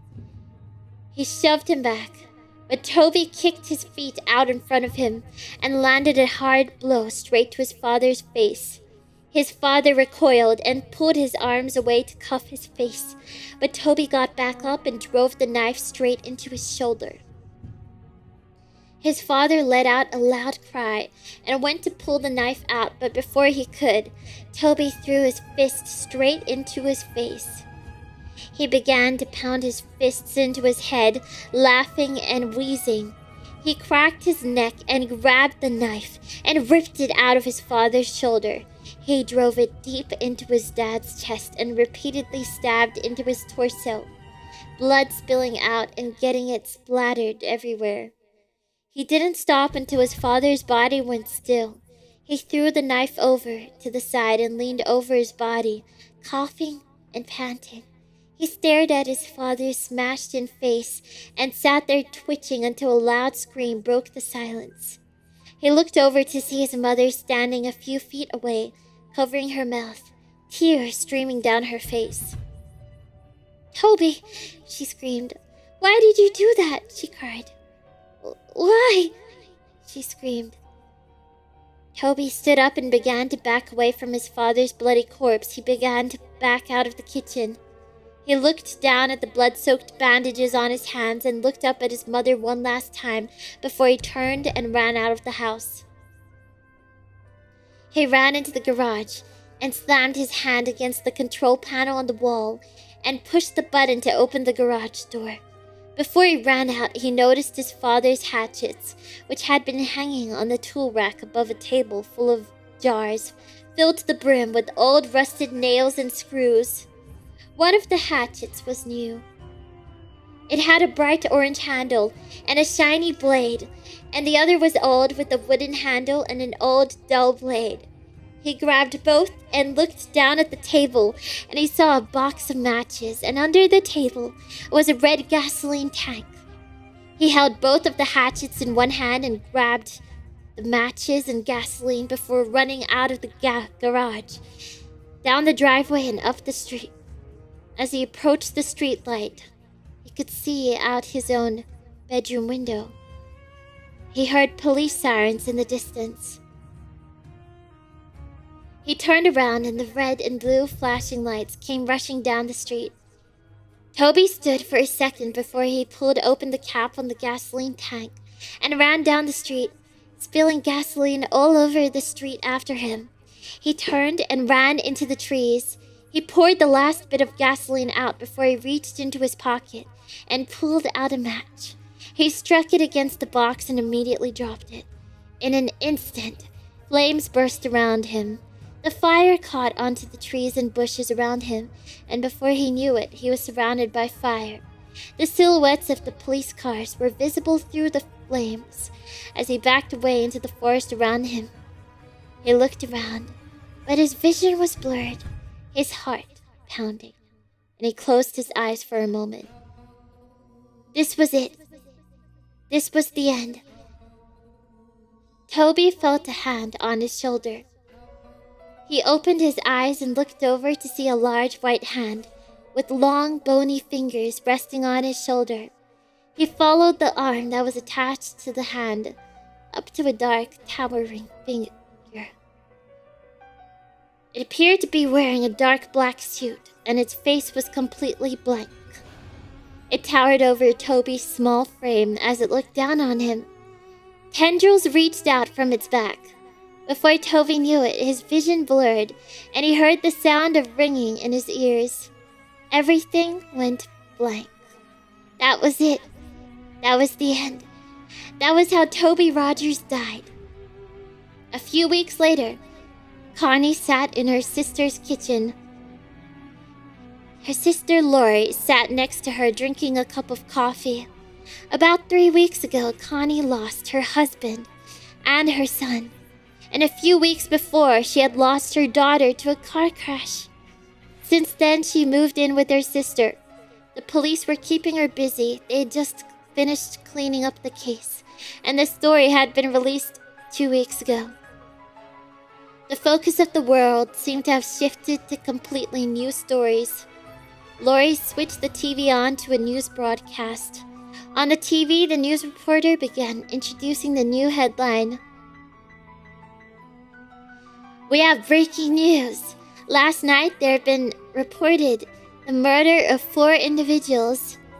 There are no suspects yet, but the victims were a group of middle school kids who had been out in the woods late last night. The kids had been bludgeoned and stabbed to death. The investigators have discovered a weapon at the crime scene. It appears to be an old, dull blade hatchet, as you can see here. The picture changed to show snapshots of the weapon exactly as it was left at the crime scene. Investigators have pulled the name of a possible suspect. Toby Rogers, a 17-year-old boy who stabbed his father to death a few weeks ago and tried to cover up his escape by setting a fire in the streets and forest area around the neighborhood. Although they believe the young boy had died in the fire, investigators suspect Rogers might still be alive due to the fact that his body was never found. The end. So, what do you think? What do you think? I think it was like a really sad story. I felt like it was more sad rather than scary. The ending is interesting. How he has gone on to become a murderer. It's completely different. Yeah, it was interesting. I gotta say. It feels very real. Okay, so we have Juniper Tree was considered quite scary. But I don't know if people were voting for this story. Okay. It was Ticci Toby. I'll do a poll for this so we can see. Scary. Okay. Vote yes or no. Yeah, it's really sad. Yeah, it felt quite tragic. It feels like the premise to a longer story. Yeah. It does. It felt like it was just the beginning. You know, this is just the backstory. It's the prequel to some other story, right? It's the prequel to a horror movie. Actually, okay, let's pause on the reading. Okay. I wanna talk about horror movies, okay? Horror movies, right? I didn't actually continue watching the rest of the Saw movies. I've only seen 1 and 2, but I want to watch like the 3rd one and so on. It's just part of the Toby expanded universe. It's part of the Slenderverse. Oh, that would make sense because they're very like slender, right? With long arms and no face. Yeah. I love the dramatic pauses, but really you're just correcting the grammar in your head. Oh my god. Can I just say, is it just like a requirement for every copy pasta to have multiple spelling mistakes? There was literally a part where I was reading and then it was like, know it off. And in my head, I was like, what the heck? What do you mean, know it off? And then I had to think, and I was like, oh my god, it's supposed to be knock it off, but they wrote know it off? The grammar is the real horror, yeah. There are like a bunch of mistakes everywhere, so if there are some sentences that I said that didn't make sense, it's because I read it, and then afterwards I realized, oh my god, they didn't write that sentence properly, and it was too late to fix it. So I was like, I gotta move on. Ignore it, otherwise it'll ruin the immersion. They don't proofread, but this is supposed to be the highest rated one. It's supposed to be the top creepypasta. It has the highest rating, so I thought there would be none of that kind of stuff, you know? Yeah. Oh my god. Have you guys watched any horror movies recently? I watched Smile. This wasn't like this week, right? But it was like fairly recently I watched Smile, which came out like last year, but I actually never watched it. So I did watch it. And it was really entertaining. Okay, I quite enjoyed it. Is it good? I think it's interesting, right? I think it's just solid. Okay, it's a solid movie. Event Horizon. Let me search that up. Last horror movie you watched was 7 years ago? That is a long time ago. Event Horizon. Oh, wow. It's a science fiction horror film. Oh, was it scary? Was it scary? First Smile, I think the one big thing is that there is this one jump scare that is like, it looks goofy if you slow down the frames, right? If you pause it, it's just like, it doesn't make sense. But when you watch it, because it's so unexpected, it's like, I don't know if I should spoil it, but there's that one scene. Actually, I think they literally used that scene in the trailer, but I didn't watch the trailer, so I wasn't spoiled on that jump scare. But I really liked that jump scare. I went back to watch it. I feel like most new horror movies rely too much on cheap jump scares. Really? Really? I feel like I don't really see that many jump scares. I don't know. Oh, guys, I think a movie that came out this year... I think it came out this year. Let me just check. Yeah. A horror movie that I highly recommend is Talk to Me. It's by well, it's what do you call it? It's distributed, right? It's a distributor. The distributor is A24, and you know, A24, they are the distributing company of like so many good movies and like good horror movies, like A24. That's like Hereditary, Midsommar, and I think also, well, it's not a horror movie, but also, is it also Everything Everywhere All at Once? Yeah, they make pretty good films. So I don't think it wasn't made by A24, but they're distributing it. Yeah, already got stamp of approval. So you guys should watch it. You should watch it. It's called Talk to Me, and it's a horror film. Yeah, basically the premise is it's like high school kids, right? It's like a fun movie. Okay, it is kind of sad. It is sad and fun. All right. Without spoiling it, there is this one scene that is a bop. Okay. It is a bop. Wait, I should just explain the premise. Okay, so Talk to Me, like the main visual of this movie is a hand. So there is this hand, I don't know what it's made of, but it's like a hand, what do you call it? Like just a hand mold. Okay, it's a hand mold. All right, and you can like place it on a table, right? And the hand is like outstretched. Just like a hand, but it looks kind of creepy, right?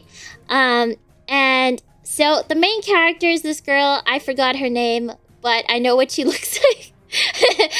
She's this girl. Okay, I'm just gonna call her the girl. All right, and she goes to like this house party, right? With a bunch of her friends, sort of. And at this party, there are like two people who have this hand, and they're like, yo, we have this hand, and it is going to be like the board game of this party. It's gonna be our main event, the main attraction. Okay, so they bring out this strange hand that they can place on a table, which is like outstretched, right? And they put it on the table, and the main character, she's encouraged to try it. So she gives it a try. She sits on the chair, facing the hand, and the kids around her are like, okay, so what you have to do is you hold the hand. Okay, so she holds the hand, right? And once you're holding the hand, you have to say the word, talk to me. Okay? And okay, she's skeptical. She doesn't think that this will do anything. She's like, this is so lame. She holds the hand and she says, talk to me. And she jumps because there is somebody in front of her. Somebody that looks very dead, like a corpse, sitting in front of her. She sees this, right? And then her friends tell her, okay, so now you can tell the hand, I let you in. I think that's the phrase, right? So she says, I let you in. And then her eyes go black. They go black. They fill up her entire eyeball with black. And she basically gets possessed by the ghost, by the corpse that she summoned from the hand. So that's how it works. But the thing is, I believe it was 120 seconds? 90 seconds, no. I think it was 90 seconds. Let me just double check. They have a bit of a rule, and the rule is that you can't leave the door to this spirit world open for more than 90 seconds. Because if you do, then the ghosts, they will want to stay. Okay, so basically, they have a lot of fun. These high school kids, they have a lot of fun with this hand. But if they let the ghost stay within them for more than 90 seconds, it's gonna mean a lot of trouble for them, right? You know this movie? Yeah. I watched this movie and I was pretty amazed by it. It was really good. I didn't really expect all too much, right? Cause I just had a friend tell me to watch it.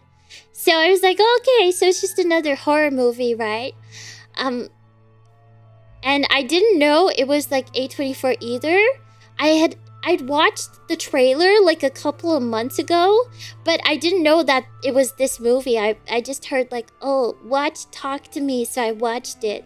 I went in pretty much blind, just knowing that it's a horror movie. And it was really good, okay? Okay, I really recommend it. It sounds fun. Yeah. There's the sequence in like the house party where all the kids, they're just playing with the hand. And the best song, I don't know what the song is called, but it's just a really nice song that plays in the background while they're doing it. And just the sequence in this part of the movie, I went back to rewatch it afterwards because I was like, that was just such a good sequence. Like, I don't know how to explain it. The vibes were so good. I shouldn't be saying that about a horror movie. It is scary, okay? That's just like the one positive scene before everything goes downhill, you know? Yeah. Do I watch horror stuff alone? I do. Mostly alone. Okay, the reason for that is because actually my friend who recommended this horror movie to me, I'm actually surprised she watched this. That's why I didn't have any expectations for the movie, because she watched the movie. Because she's like a scaredy cat. Like, she doesn't watch anything. She doesn't even watch thriller. She's like, she gets super scared, but I think she's gotten really strong. Right? I think she's gotten super strong recently, all of a sudden. But yeah, that's why I didn't expect the movie to be scary, because like, she finds everything scary, so I was thinking it was just gonna be like a thriller or something. Yeah. Don't I feel scared? I mean, not right now. I used to feel a bit more scared, but I think right now I'm in my bravery phase. Not bravery phase. I think I'm just a little like unfazed right now. I don't know what's up with me. I've gotten a little bit unfazed by horror movies. Maybe it's because I watched too many of them recently. I'm really just looking for something that will scare me out of watching it. Yeah. Not a horror movie. Wait, how does it scare you if it's not a horror movie? In Seven Way, I don't know that movie. No. Let me have a look. Okay. Oh, wow. I haven't seen it. Ew, it's a science fiction horror movie. If I have to be honest, I don't think I really like watch science fiction that much. I don't think I'm much of a science fiction watcher. Yeah, now that I think of it, a lot of the horror stuff, it has not been science fiction. Apart from just, is Annihilation science fiction horror? I think maybe it might be, but I'm not too sure. Yeah, I really want to watch The Shining. I want to watch that. I heard it's like really, really actually scary, or something like that. Yeah. If we go to a haunted house, can I hide behind you? Oh my god, I remember the first time I went into a haunted house, I was like so scared. But it wasn't scary. I think it was me that was more scared. Like, no, what am I saying? I think it was the wait to go into the haunted house that had me more scared. You know, it's always like the build up, right? Same with like a scary roller coaster. It's always the wait part that is the scariest rather than the actual experience. Yeah. Have I watched Coherence? I haven't watched it. What is that? Let me just have a look. Well, these eyes are kind of scary. Sci-fi. I just told you guys I don't really watch sci-fi. I don't watch science fiction movies. Yeah. I guess I'm not into it. Maybe that's why. Let me have a look at a list of science fiction movies. Yeah, what counts as science fiction? Wait, what? Wait, Nope is science fiction? I didn't know that was science fiction. Oh, is it cause of the UFO stuff? No spoilers, but Megan is science fiction? That's sci-fi. What?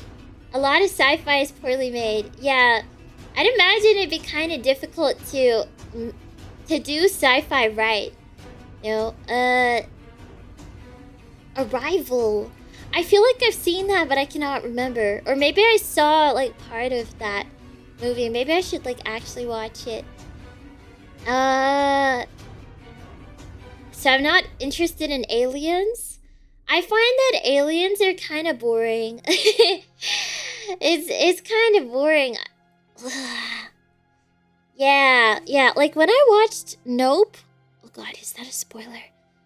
Okay, if you haven't seen Nope and you don't want to be spoiled, don't listen. But when I watched Nope, I found it kind of like, well, not very scary. Okay. Yeah. I don't think aliens are all that scary. Obviously, I would disagree if I got attacked by an alien right now. But I wonder why though. Yeah. Alien Isolation? What's Alien Isolation? I don't know what any of this is. Like the movie Alien? I haven't seen the movie Alien. Alien, it's a survival horror game. Oh god. Guys, I can't do horror games, okay? I can't. It's so scary. It's different when I'm watching a movie. I can separate myself from it. But when it's a game, that's it. My decisions affect if I live or die. When I watch a movie, it's like, they're not my decisions. That's not my life. I just get to enjoy watching. Yeah. Okay. I already played the Minecraft and the cat game. Oh. Yeah. Wait, why are we talking about sci-fi movies? I just said I don't know I haven't watched many sci-fi movies. I'm not into sci-fi. What is this? Okay, let's have a look at these movies. Oh yeah, guys, so you will watch Talk to Me, right? Oh, you know the crazy thing is, because I really enjoyed the movie Talk to Me, I searched it up, and I found out the movie lore. The lore behind the making of the movie, and it was that the movie is actually made by YouTubers. It's crazy, but it's such a good movie. And then I even watched their video on how they released it to like the film festival, and then how they got like signed with A24, which was so interesting to watch. You will watch it, yeah. Let me know what you think of it after you watch it. Yeah. I think Talk to Me gets compared to Hereditary, but it's kind of like the more light-hearted version of it. Like, yeah. Like the light version. Yeah. It's not on Netflix. Is it in cinemas right now? Is it? I don't know if it is. But, it could be. It could be.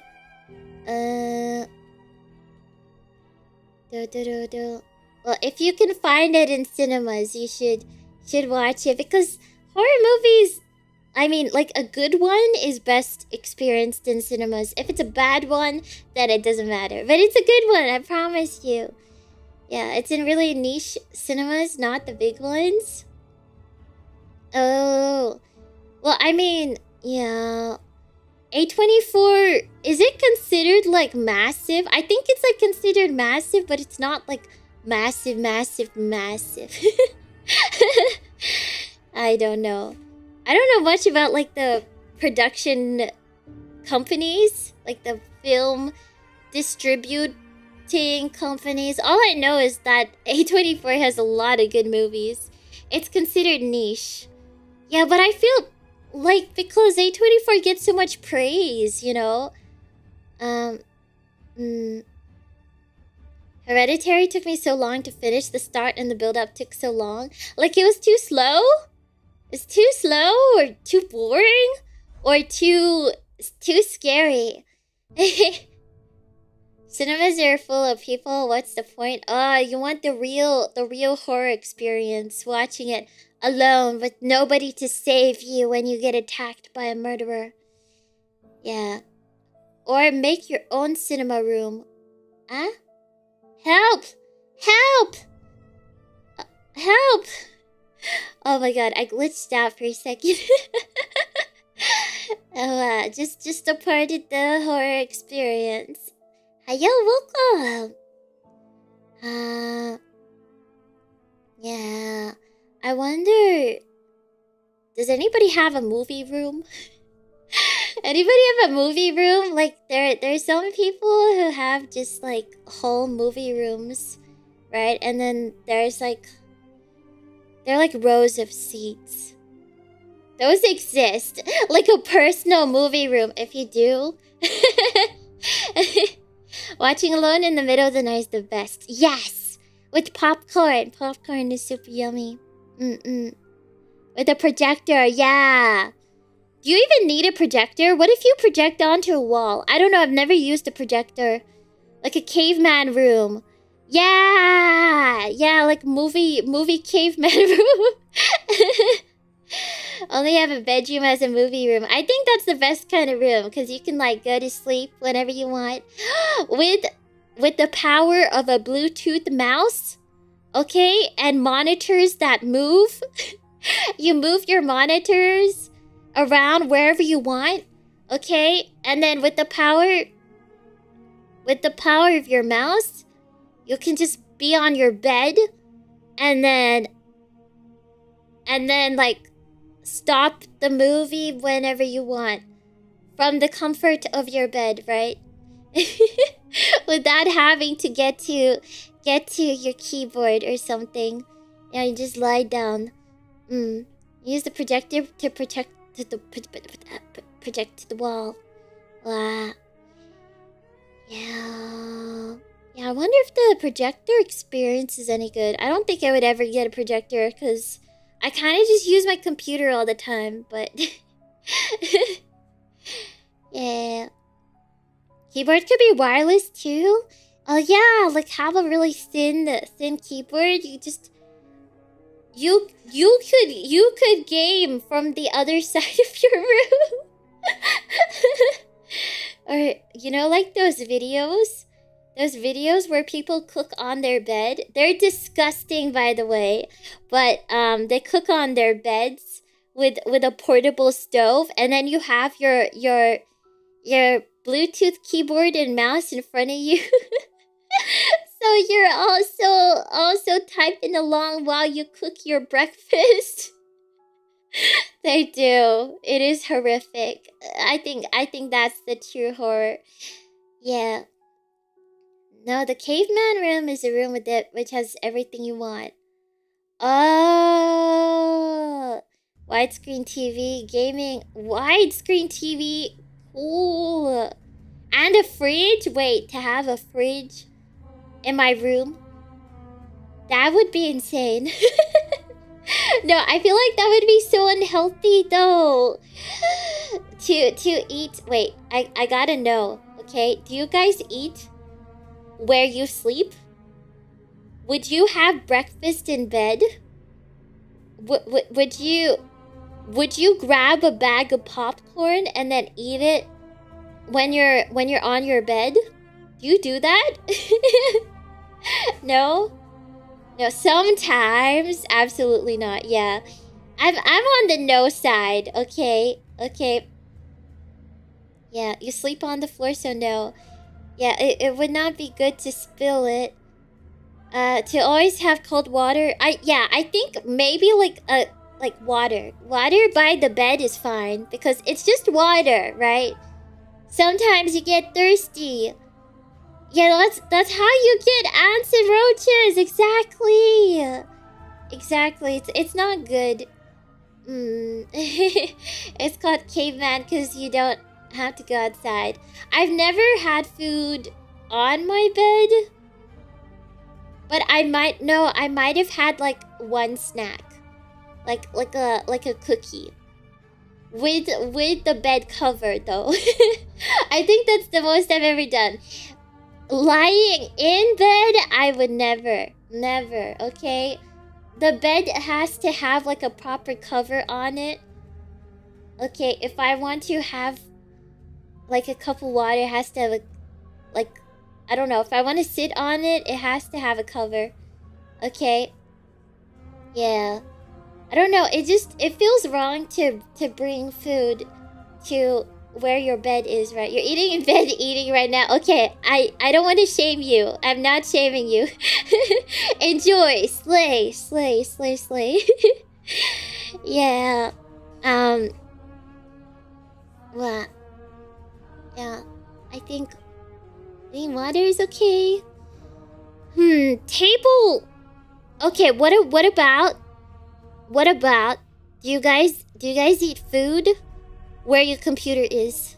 Where you're on the table where your computer is? If your computer is on a table, if your computer is on the floor, you can answer as well. Yes? Yeah. Every time, yeah. It's just convenient. I mean, why get a separate table if you're not gonna leave your room, right?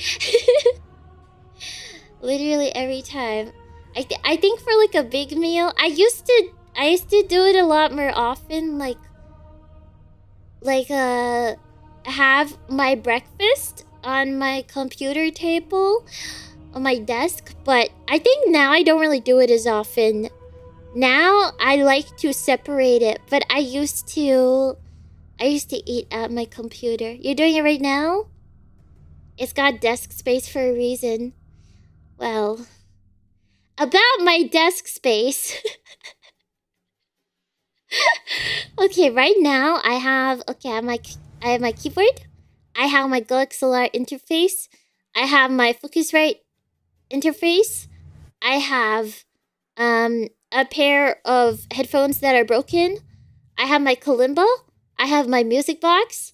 I have my tarot cards that aren't in its box. I have my box separate from my tarot cards. I have my tarot card booklet separate from everything else. And my ukulele separate from my ukulele case, which is also in its own section. I have some other boxes. I don't know what these boxes are. They're just there and I just haven't moved them. I have the Nintendo Switch on my table as well. That's also there. And my PC, of course. And then I have my mouse. I have my phone stand. I have, I don't know, there's a bunch of stuff on the other side. Oh yeah, loads of cables. There are so many cables. There's like a whole pack of cables separating my keyboard from my DSLR. Yeah, the cables just everywhere. There's also the capo. I have a cute hair clip on my table that I've literally never worn. Because it's on my table, so I don't wear it. Yeah, I think that's why I don't eat on my table anymore, because there's no room on my table, so... I think there used to be a lot more room on my table, so I would eat, but not anymore. Yeah, ukulele does take up a lot of space. Oh yeah, I have my other cables. I also have a power bank that I've never used. And the game capture. What is that? Oh yeah, tissue box. Got to have a tissue box. Except mine is empty, so there's nothing there. I need to get a new tissue box. Yeah, my table is massive. It is pretty big. The thing is, it's like filled. Yeah, it's quite a big table, but I should probably clean up. A wall mount for ukulele? Wait, that is actually such a good idea. I've never thought about that before. I could get a wall mount. Wait, I gotta actually write that down. I need to write it. I don't know what an IKEA Limwan is, okay? No, I have a real table, not an IKEA table. IKEA tables are for babies. What do you think I am? A baby assembling Lego? No, I have a real table. I'm kidding. Yeah. String, swing, or Hercules? Ooh. Oh, you have suggestions? That's amazing. That's so good. What? Ukulele hangers. That is so cute. What? Why didn't this occur to me? This would be such a good way to store my ukulele. I feel like my ukulele just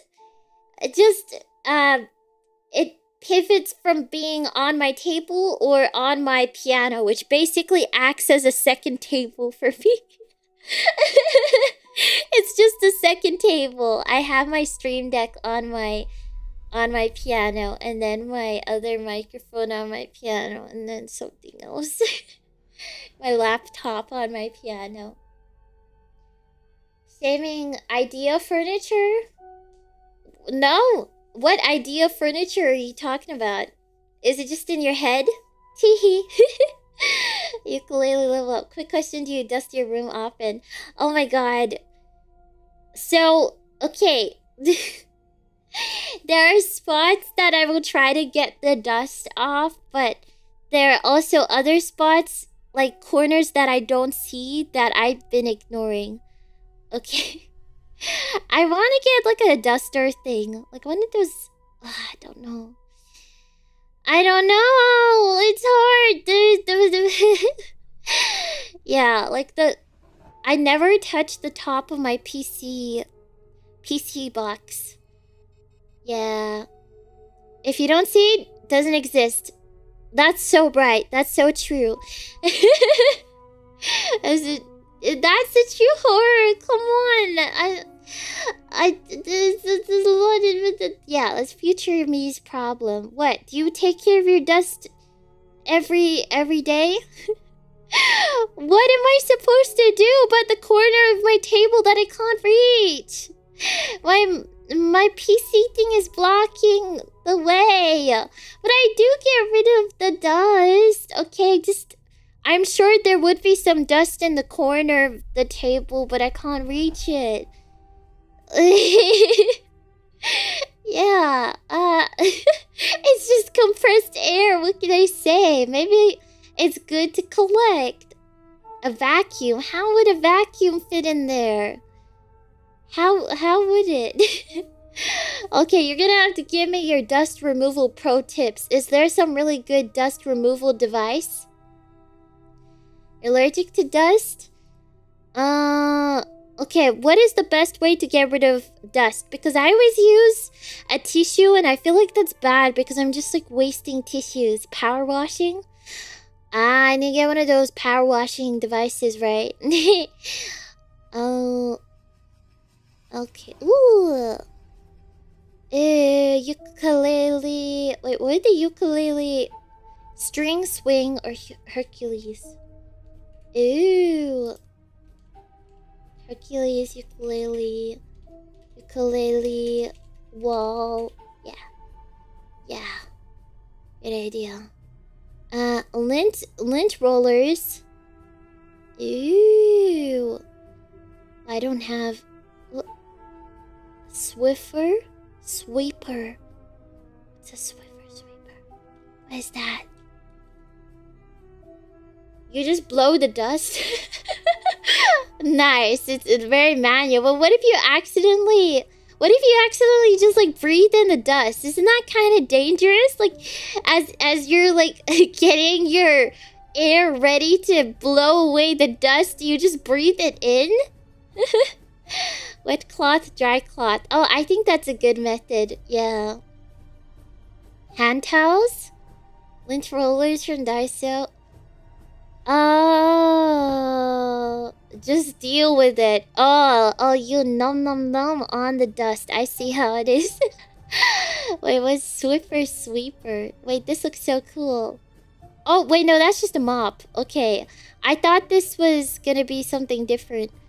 When I was looking at the thumbnail. Okay. Ah. Yeah, okay. Thank you for the reminder to, to thoroughly clean my table. Okay, I'll do it. Anyway. It's a fancy mop? Oh. Ew. Very cute. Okay, wait. I think that's enough scary stories. We didn't read too many, right? But, we have stream very soon, tomorrow or today, depending on your time zone. So I'll keep this one short so we can play watermelon game. I'm so excited. I've been waiting all week to try to play this game. Hopefully I can do it though, because it'll be my first time ever. My first time ever doing water. Wait. I mean, my first time ever, not just watermelon gaming, but using the Nintendo Switch on stream. So I'm kind of nervous, and I don't really know how to use the Switch that well. I haven't really used it, so so I'm excited. Less than 12 hours. Yeah. Kinda soon, hey. Kinda soon. Okay. Should we raid Elia's waiting room? Cause nobody's live right now, so we can raid Elia's waiting room. I believe she's the soonest V-Dere girl. Unless somebody else is sooner.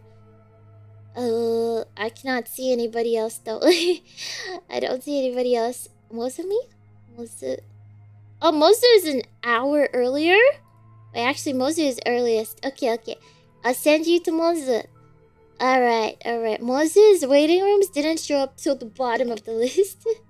2 months of preparation for designing my room for Halloween? Wait, Wait, what? Wait, you decorate your room? That's crazy. I don't even do room decoration. I just have stuff. Yeah, okay. Thank you for spending time with me. I hope you enjoyed the stories. It was fun. Yeah, we should do a members only horror movie watch along. I really want to. Maybe we'll watch Saw next week. But yeah, catch me playing Watermelon Game Suika Game soon, very soon, in less than 12 hours. I'm so excited. Okay, anyway. Hope you have a good day. And, you know, if you got spooked by the stories, I hope you managed to have a good sleep. Okay? And oyasumi. Oyasumi. Oyasumi. Oyasumi. Arigato. Thank you. Thank you. Also, wait, I don't know if I saw these. I just realized. Wait, Milky Milk Tea! I think I missed that. Thank you for the gift membership and sarcasm. Boo! Otsura, thank you for the rose. Thank you! Arigato! Okay, now have a good day, everybody. Bye! Bye!